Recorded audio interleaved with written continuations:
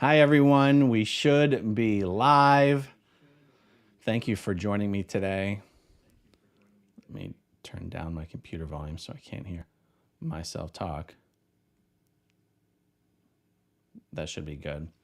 I'm still playing around with new different technology setups here, and so today was a perfect excuse to test a couple different things that I'm doing newly here. But let's just jump right into it. There is a Scientologist. He has been dubbed the Insider. I'm going to call him a privileged, not in the woke sense of the word, a privileged public Scientologist with access is how I will describe him.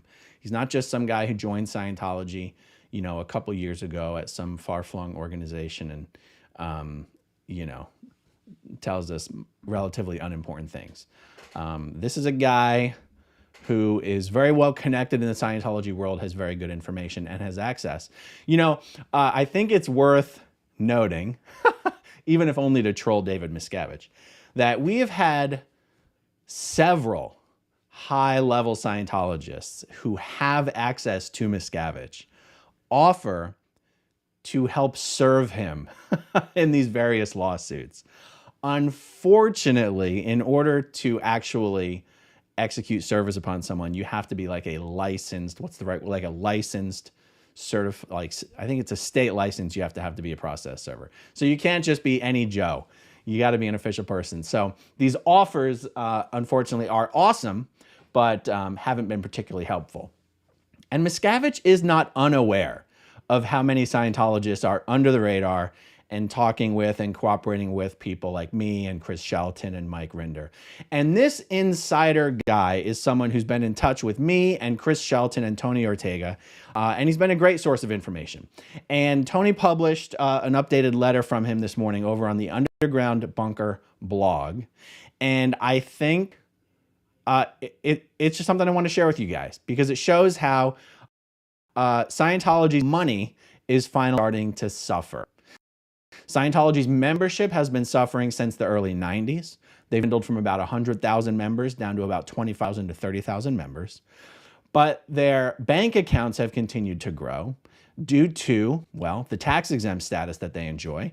They don't pay income tax. They don't pay property tax. They have almost no payroll expenses whatsoever. And also because of the various, about 4 different money-making schemes that Miscavige has launched. So I'm a little short on time today, which is why I figured, you know what? Let's do this live. Saves me a ton of time on editing and allows me to just do this in a much more natural way. So I'm doing screen sharing here for the first time. And let me just, we'll do this, guys. So Tony reports here, the Insider, David Miscavige makes a telling change to Scientology's ideal scam. And by the way, guys, once this thing actually goes live, like once we finish the live and it gets published to YouTube, I'll go back in and I'll enter chapter breaks so that people can navigate.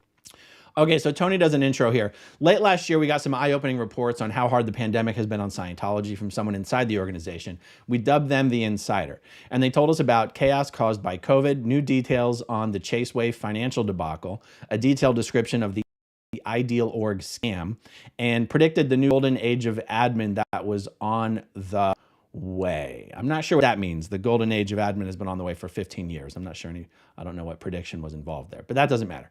Now they wanted to give us another update, this time about the Ideal Org program going through some changes. Okay, so here is the letter. It's rather well established that the Ideal Org program is a monumental failure in that it has not resulted in any expansion for Scientology, unless you're counting square feet of real estate, which Miscavige certainly is. And I think it's interesting to note that no Scientologist would define expansion simply in terms of building real estate. L. Ron Hubbard certainly never did. There's nothing in policy that would indicate that's what expansion means. Expansion means more Scientologists, more auditing being delivered, more people being trained as auditors. This whole thing of, hey, look how many buildings we're opening, that really only works with the media. A real Scientologist does not consider that to be expansion. This is one way that Miscavige has kind of painted himself into a corner here. Okay, it continues on. What has also been suspected is that the cost of these new buildings are grossly inflated. Many of the furnishings are produced by in-house Sea Org members at a cost far less than would be attainable in the real world with all of those pesky labor laws. In my previous writings on the Ideal Org program, I stated if the actual cost exceeded 40% of the total funds raised, I would be surprised. It's likely less. Now I have confirmation of my suspicions. Scientology claims that the Ideal Org program is a roaring success. And real quick, for new people, people new to the subject, the Ideal Org program is a specific strategy that Miscavige implemented sometime around 2004 that basically says the reason Scientology orgs aren't expanding as fast as is wished is that the buildings aren't big enough and beautiful enough. I guess Miscavige just realized that L. Ron Hubbard had been wrong all along, and what was really needed to grow Scientology was big, beautiful, expensive, shiny buildings. And the strategy, I mean, it's hard to even call this a strategy. It's pretty stupid. It's pretty childish. Hey, I got a strategy for you guys. Raise a bunch of money and buy and renovate a new building. Bam! There's your strategy. I mean, it's pretty ridiculous. But this is the Ideal Org strategy. Okay, so it continues on. Scientology claims that the Ideal Org program is a roaring success. Anyone that's been on staff has at some point looked around at the abysmal state of their Ideal Org and thought, hey, all these other orgs are expanding. Must be the worst org on the planet. The big joke is that everyone has that same thought. No one is expanding. Long before the building is staffed and opened, the public spend years fundraising with the promise of unprecedented expansion in their city. If you're on staff in an Ideal Org today, it's almost certain you were not there in the fundraising. Most of the staff are shipped in from all over the country and the world, as there simply aren't enough public to man it up locally. As difficult as it is to staff an org when you have so few participants, it's easy enough to shuffle around staff from here and there, or failing that, simply fill it in with Sea Org members, as has been done in Columbus, Kansas City, and Orlando. I also want to add some information here. It was a mistake to believe that staffing these lower level class 5 orgs with Sea Org members is part of the strategy. That is not part of the strategy. That is an act of desperation. When you see 50 to 80 Sea Org members go into an org to staff it up, that's not because anyone's going, this is the right way to do it. That is Miscavige. What you're seeing there is the result of Miscavige throwing a hissy fit and saying, F you, all you C suckers, C being the word that begins with C. You always leave everything to me. You can never get anything done. If you can't hire and recruit people, then get your asses there and do it yourself.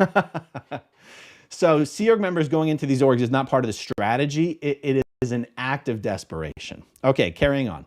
When it comes to fundraising, you can't just shuffle money around like staff. And as the whole point is to extract wealth, burden falls on the local public. I'm going to jump in here again. I don't believe the purpose of the Ideal Org program is to extract wealth. That is a nice side benefit. The purpose of the Ideal Org program is to delay, postpone, to push out into the future as far as possible the day when Miscavige will be expected to release OT 9 and 10. But we'll get into that just a little bit later. This has, okay, backing up. But when it comes to fundraising, you can't just shuffle money around like staff, and as the whole point is to extract wealth, the burden falls on the local public. This has usually been accomplished over a relatively short period of time in Scientology years, about a decade or so. I've previously detailed the methods used to obtain money from broke public, known as the Chase wave, but that particular is no longer in place. So what now? How is Miscavige to continue the ruse? The answer to that has come from several Scientology insiders in South Africa. As I will illustrate, what's happening in South Africa demonstrates two potential things. Without the Chase wave, guys, the Chase wave is a colloquial term for about a 5 to 8 year period of massive credit card fraud that was occurring in Scientology. Chase meaning Chase credit card. Without the Chase wave, opening new Ideal Orgs in the USA is practically impossible, at least in the way it's been done so far. And Miscavige is aware of this and is enacting a new plan that will continue to allow Scientology to claim that it's growing, while the only actual growth is square feet of real estate. From roughly 2014 to 2019 in the USA, virtually all ideal orgs were mostly funded by local public obtaining credit cards or bank loans. This was incredibly successful at fleecing the public of money they didn't even have. Prior to that, it was funded by the wealthiest among local and then now and even international Scientologists. That well eventually ran dry, which necessitated the Chase Wave scheme. In 2019, Miscavige removed all Sea Org registrars from Post for no other reason than the banks were catching on and it was causing a flap. Without this fraudulent scheme in place, Scientology is finding it much more difficult to come up with the tens of millions of dollars needed to open new ideal orgs. Aside from Johannesburg and Johannesburg North, orgs yet to open in South Africa include Port Elizabeth, Durban, and Cape Town. Unlike the US, which hands out credit cards like candy on Halloween, coming up with money in South Africa means having the cash. And as there are so few Scientologists in South Africa, and even fewer with money, Miscavige has had to adjust his strategy. All right, so give me a sec, guys, while I go back to the stream and make sure everything is actually operating correctly. Looks like we're doing pretty good. All right. The first major change. Oh, wait, let me take just a sec, guys, to find my moderators. Oh, Goldie's already a moderator. There you are, Goldie. You're already. Oh, good. It remembered you and you got to keep your status. Excellent. And I guess Ania's not here. Perfect. All right, moving on, guys. The first major change in his new pilot program is that instead of raising all the funds needed to buy and renovate an org, instead of raising all the funds and then starting the renovations, they now raise the funds as they go and do the construction in phases. Oh, imagine that. According to an insider in Cape Town, the org is well underway in terms of construction, while the funds raised have not yet passed the halfway mark. Amazing. The second major change is that the cost of the entire project has been cut significantly. And this is the big one. A 10% in cost would be believable, 20% a little suspect, anything approaching 30% or higher, completely far-fetched, especially when you consider that the cost is a hard number given to the local org by the International Landlord Office, and in many cases was set over a decade ago. Not to mention prices in construction have only gone up in recent years. Construction prices are through the roof. I mean, it's absurd. But the prices were not dropped by 10%, 20%, or even 30%. They were reduced by 66%. Can you imagine? You're at one of these orgs, you've been given a fundraising target. You've been working towards that fundraising target 15 years. And then management comes back to you and is like, boy, have we got good news for you. You love this. We need everyone at graduation to hear amazing news from management. Hey, guess what? We've just lowered your fundraising target by 2/3. Isn't that great? Scientology has periodically made announcements of this kind without realizing that the sensible response to such an announcement would be like, are you fucking kidding me? What the hell have you guys been doing for the last 15 years that you can now come to us and tell us our fundraising target is being lowered by 2/3? So you guys, that it looks like you've been screwing with us this entire time. That's a sensible response. All right, let's see what happens here. And this is not the case, but in every org still needing renovation in Africa, all 3 projects were cut by 2/3. Port Elizabeth, for instance, for the last decade has been fundraising with a target of nearly $20 million. That was cut down to just over $6 million. Cape Town and Durban, which were similarly priced, were also cut by 2/3. Even this fundraising target of $6 million, if I were a Scientologist in Durban, South Africa, and I knew that I'm being told that, you know, Scientology's goal of clearing the planet is dependent upon this ideal org strategy, and that this ideal org strategy is being held up by not enough funds, and I knew that all we needed was $6 million to get this org done, I'd be sitting there going, where the hell is Tom Cruise? I don't even say that flippantly. That is literally what I would be thinking. You're telling me that all we need is $6 million and we'll be one step closer to planetary clearing?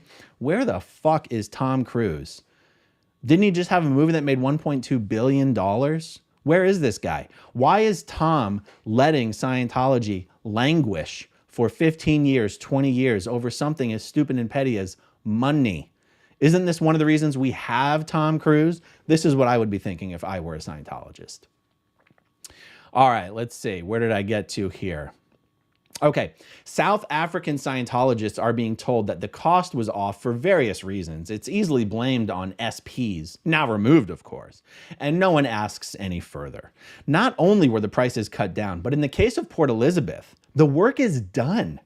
The building, just like Chicago and Austin, stands completed and empty, awaiting the return of their staff from Flag. Most organizations in the world have an executive training team training here in Clearwater at the Flag Land Base, the large Church of Scientology that exists here.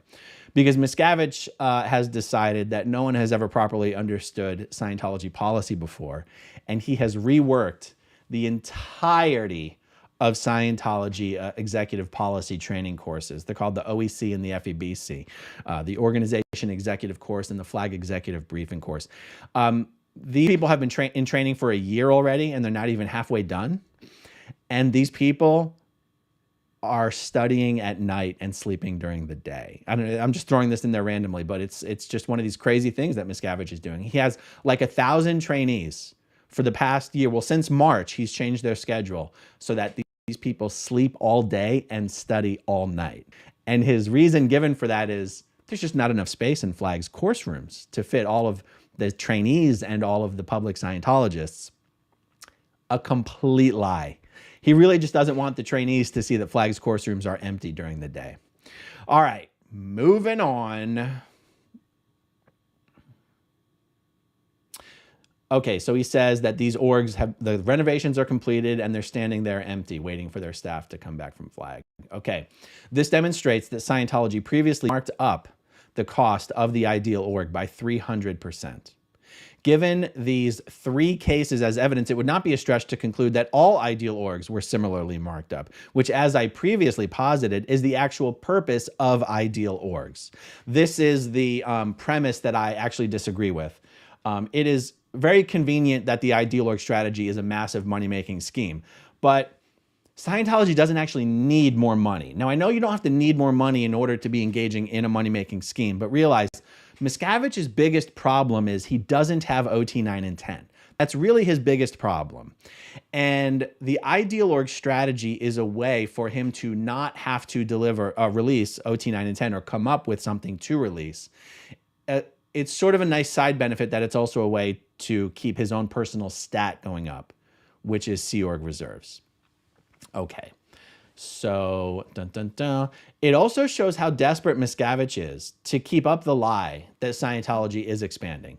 By renovating the orgs at the actual cost, Miscavige is giving up his take. See, I take issue with that sentence, giving up his take, but I'll come back to it.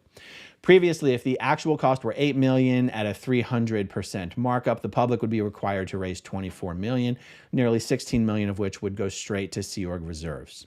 By giving this up, Miscavige will be able to open up a whole gaggle of orgs at once and claim unprecedented global expansion, when the reality is that couldn't be further from the truth. Miscavige may think he's getting away with it, but the South African Scientologists, still in and under the radar, say differently.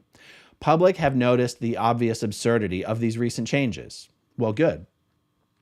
Whereas before, every new ideal org was making tens of millions of dollars from, they're now being done at cost. While the Sea Org will still own the buildings and therefore gain an asset, the massive markup is no longer feasible. Dave's golden goose is dead. Another nail solidly in the coffin of the Church of David Miscavige. And that's the end of the letter. So very interesting information. And so let's go back to this sentence, Miscavige is giving up his take. Well, you know, when this letter says Miscavige is giving up his take, the letter does follow it up by explaining that all the extra money that's raised beyond what's actually needed for the building goes into Sea Org reserves. And so realize Miscavige's take is being used interchangeably with Sea Org reserves. And whereas, yes, Miscavige does have control of Scientology's accounts, he does pretty much have sole discretion in how these funds are used. It's not exactly Miscavige's money. You know what I mean? Miscavige doesn't need more money. Scientology doesn't need more money. They're not really doing anything with the money that they have. Miscavige has to walk a pretty fine line with the Scientology public. Oh, here, I'll unshare this particular screen. Give me a second here, you guys.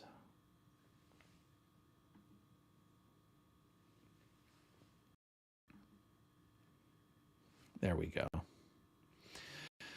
So let's see, what was I saying? Oh yeah, Miscavige has to walk a pretty fine line. He is having to navigate a fine line with Scientologists where he has to create the appearance of expansion, but he also has to keep postponing the expected release date of OT 9 and 10. Has to look like this thing is being postponed, not because of him, but because of all of the public Scientologists. It has to look like the responsibility for this delay and this failure falls on those below him. So him changing the ideal org strategy by now doing these orgs at cost. Now you realize he hasn't come out and admitted that now it's at cost before it wasn't, right? I promise that's not exactly what he has said here. He's just saying the estimates were off. He's not, you guys were being fleeced before. By him doing them at cost, it allows him to create the impression that his strategy isn't stalled. So it's not really a concession. I'm trying to be as accurate about this. It's not like he's saying, fine, I'm going to give up my take. He's doing what he's doing right now out of self-interest. He has to make it look like this ideal org strategy is continuing. And the ideal org strategy, even if we look at it as for him not to release OT 9 and 10, it still has to look like the strategy is moving. It can't, if it's the reason OT 9 and 10 can't be released, it still has to look like the strategy itself is succeeding. So even what he's doing now is still out of self-interest. And this change in this strategy doesn't actually result in, it just results in Scientology accumulating money less quickly. The way I'm thinking about this, it doesn't actually show Scientology's cash pile dwindling yet. And I believe the only thing that could cause the cash actually dwindle is getting the tax-exempt status revoked. Getting the tax-exempt status revoked depends on getting Scientology prosecuted for actual felonies. And that is going to depend on, that is going to occur based on all of the financial fraud that Scientology engaged in during that Chase wave period. And the fraud isn't over. The Chase wave is just a period where the fraud was so systemic and so egregious that Chase Bank literally contacted Scientology and said, we're cutting you off. You can't use Chase cards in churches of Scientology anymore. We're closing all Chase accounts that have charged money to the Church of Scientology. And that's what the Chase wave is. But the credit card fraud and the bank fraud continues to occur.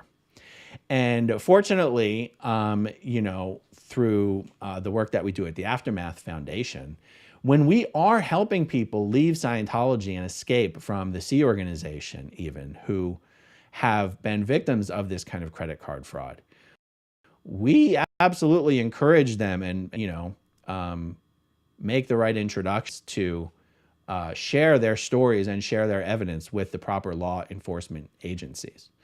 Miscavige really is on borrowed time. And there's no way to say how long it will take for everything to come crashing down. I mean, if we look at the Danny Masterson case, it took 5 entire years from the point when the reports were actually made to the police or charges were actually brought to the matter coming to court. And that's just using criminal defense attorneys funded by an actor. That doesn't even, that wasn't even a very sophisticated criminal defense strategy funded by Scientology's endless accounts. So whenever things, when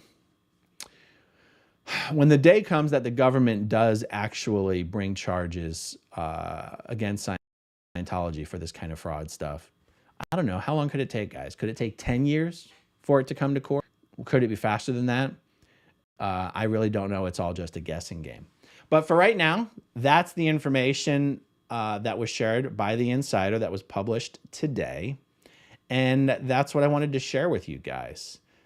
So, let me throw my caption up here on the screen. Guys, can you see how close I am to 100,000 subscribers? I'm so excited, mainly because I never thought that would be a benchmark that a channel focused on science could ever achieve. And now that it's so close, I'm actually asking people to subscribe, when for the last 7 years, I have literally in none of my videos ever asked anyone to subscribe. But, based on my normal subscriber growth over the last 16 weeks, I'll hit it either today or I'll hit it tomorrow. And whenever I'm getting close, I'll probably jump on a live stream because I want to kind of just document it. I'm just praying to God it doesn't just happen in the middle of the night. So if you're on this stream and you've made it this far, and check your subscription status. A lot of people tell me, my God, I've been watching your videos, every day for months, and I didn't even realize I wasn't subscribed. So check it out, guys. If you're not subscribed, do me a big favor and hit that subscribe button. All right, everyone, that is all I've got for now. I might do something else a little later on in the day. And thank you so much for joining.